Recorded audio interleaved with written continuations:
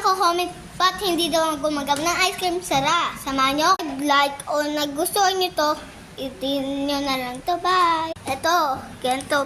Patigasan nyo yung ice cream nyo for 10 hours. Yan, pinatigas. Saan mo muna yung may ulam din tayo. Ito yung akin. Iwain lang natin yung loob niya. Wait lang. Ayaw niya lumabas, scoop nyo na lang siyang ganyan. So, hindi ako makablog na maayos kasi may sugot ako. Tapos na natin siya lagay sa ref.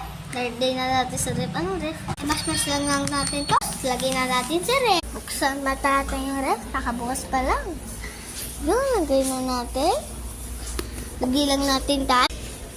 Right, hindi makakaya. Gusto niyo yung design? Pwedeng itlog. Gamot. Wait for 5 hours. What's up again po sa mga may mga teddy for ganito. Lalo ko kayo. Ano ba doon? Oo, malam. Sa may pagkakang